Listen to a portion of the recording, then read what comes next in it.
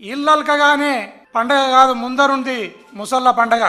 మళ్ళీ మా రోజులు వచ్చినప్పుడు, మా పండగ వచ్చినప్పుడు నీ తోలు తీసి తప్పెడకేసి ఆ తప్పెడను కూడా ఒక మంట పెట్టి దాన్ని బాగా కాంచి దడిగంచగన కానీ మేము ఆ తప్పెడను వాంచే రోజులు కూడా దగ్గరలోనే ఉన్నాయి. దాన్ని మీరు గుర్తు పెట్టుకోవాలని ఈ సందర్భంగా తెలియజేస్తున్నాను. గౌరవ మాజీ ముఖ్యమంత్రి వర్యులు జగన్మోహన్ రెడ్డి గారు ఆకాశంలో హెలికాప్టర్ లో వస్తా అంటే హెలికాప్టర్ ను ఎగరనివ్వరు, దిగనివ్వరు.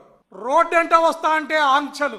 ఇంట్లో ఉంటే ప్యాలెస్ లో ఉన్నాడంటారు, బయటకు వస్తే బందోబస్తు ఇవ్వలేని స్థితి ఈ ప్రభుత్వాన్ని. గౌరవ జగన్మోహన్ రెడ్డి గారు ఎక్కడికి వెళ్ళినా ఈ రాష్ట్రంలో ఒక ప్రతిపక్ష నేత హోదాలో ఆయన ఎక్కడికి వెళ్ళినా మీరు సరైన బందోబస్తును కల్పించవలసిన బాధ్యత మీ పైన ఉంది.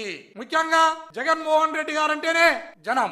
ఆయనకి ఏ రకమైన జనం వస్తారనేది ప్రభుత్వానికి తెలుసు. ఒకవేళ తెలియకపోతే వాళ్ళ ఇంటెలిజెన్స్ ఉంటది, వాళ్ళ స్పెషల్ బ్రాంచ్ పోలీసులు ఉంటారు. వారు ఎప్పటికెప్పుడు బందోబస్తును రివైవ్ చేసుకోవాల్సిన బాధ్యత, రివ్యూ చేయాల్సిన బాధ్యత వారిపైన ఉంటది. వాళ్ళు ఎప్పటికప్పుడు జనం ఏ రకంగా వస్తారు, ఏ రకంగా వరదల్లాగా జనం వస్తారు, ఆ జనానికి తగినట్ల ఏ రకంగా బందోబస్తును ఇవ్వాలి అన్న జ్ఞానము, ముందస్తు జాగ్రత్త ఈ ప్రభుత్వం తీసుకోవాల్సిన బాధ్యత ఉంది. కాబట్టి దయచేసి ప్రభుత్వానికి, ప్రభుత్వం తరపున పనిచేస్తున్న పోలీస్ వ్యవస్థకు నా విన్నపం, జగన్మోహన్ రెడ్డి గారు ఎక్కడికి వెళ్ళినా ఆయన ఒక మాజీ ముఖ్యమంత్రి, ఇప్పుడు ప్రతిపక్ష నేత, అదే కాకుండా జనంలో విపరీతమైన క్రేజ్ ఉన్న వ్యక్తి. ఆయన అంటేనే జనం విపరీతంగా వస్తారు. దానికి తగిన బందోబస్తును ఏర్పాటు చేసుకుని ఆయనను సభలు సమావేశాలు పెట్టుకునే హక్కును లేదా జనంలో తిరిగే హక్కును మీరు కాల రాయకండి, తగిన బందోబస్తును కల్పించండి అని ఈ సందర్భం. మమ్మల్ని విమర్శించే నాయకులకి అందరికీ నేను చెప్తున్నాను, ఈ రోజున ఇలాగే మీరు తీసుకొస్తా ఉండండి. మీరు నిశ్చలంగా ఉండండి, ఏమి చేయకుండా. హోం బాధ్యతలు కూడా తీసుకోవాల్సి వస్తుంది, గుర్తుపెట్టుకోండి. అందరూ బాగుండాలని కోరుకుంటాం, అందరూ బాగుండాలని కోరుకుంటాం, అందరూ బాగుండాలని కోరుకుంటాం.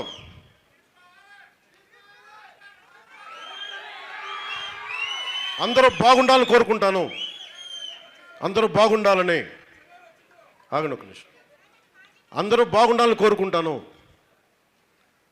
రాగానే ఒకటే మాట చెప్పా, ఇది ప్రతీకార ప్రభుత్వం కాదు అని. కానీ చేతగాని ప్రభుత్వం నేను చెప్పాలా, గుర్తుపెట్టుకోండి. ఎందుకంటే మీరు గతంలో లాగా నోటుకొచ్చినట్టు మాట్లాడితే ఇంక నాకు కూడా ఓపిక పోయింది. ఇంకా నాకు కూడా మీరు అంటారు కదా ఏం చేస్తామని, వెయిట్ చేయండి.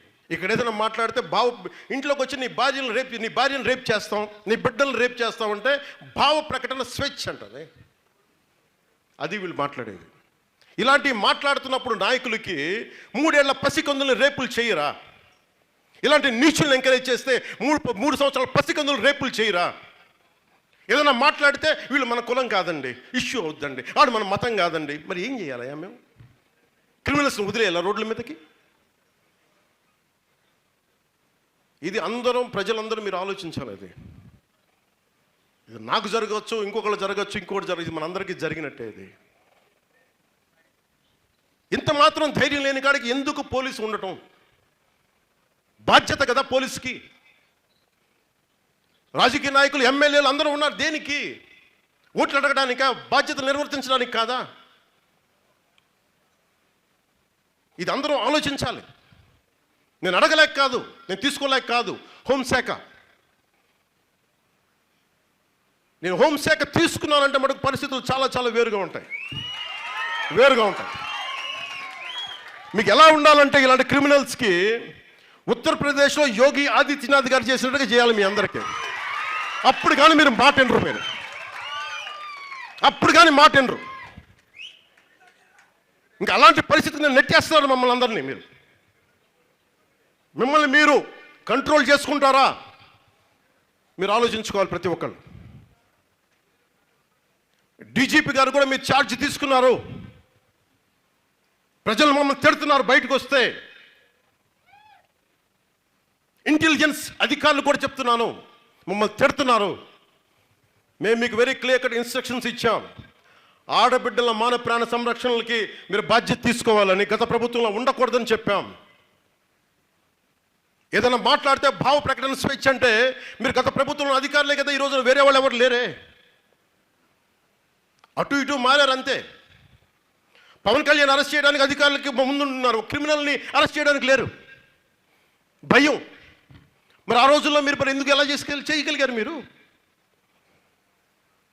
మేము అలా ఉండలేము. ఈరోజు నాకు ముఖ్యమంత్రి పదవి ఉండొచ్చు లేకపోవచ్చు, నాకు ఇర్రెలవెంట్. నాకు మేము మానవ హక్కుల కోసం ప్రాణాలు కల్పించి ఇచ్చేవాళ్ళం మేము. ఈరోజు పదవి ఉండొచ్చు, పదవి ఉండకపోవచ్చు, ఎమ్మెల్యే అవ్వచ్చు, ఎమ్మెల్యే అవ్వకపోవచ్చు, ఐ డోంట్ కేర్. నాకేంటంటే సమాజంలో బాధ్యత లేకుండా నోటికొచ్చినట్టు వాగుతాం, ప్రతి సొత్తు మా సొంతం, ఇలాంటి వాళ్ళతో పోరాటం చేయడానికే జనసేన పెట్టాను నేను. దశాబ్దంన్నర కూర్చొని ఉన్నాం. తిట్టారు, నీచంగా మాట్లాడారు, చెత్తగా మాట్లాడతారు, ఎక్కడ వెనక్కి తగ్గల. ఈరోజు డిప్యూటీ సీఎం అయితే కొత్తగా శక్తి వస్తుందా? పని చేయడానికి అధికారం ఉంది అంతే, శక్తి ఎప్పుడూ ఉంది, అది ఆ బలం ఎప్పుడూ ఉంది, అది మర్చిపోకండి అందరూ. మీకు ఒకటే చెప్తున్నా, పోలీస్ అధికారులు కూడా నేను సెలవిస్తున్నా, గత ప్రభుత్వంలాగా మీరు అలసత్వంగా ఉండకండి.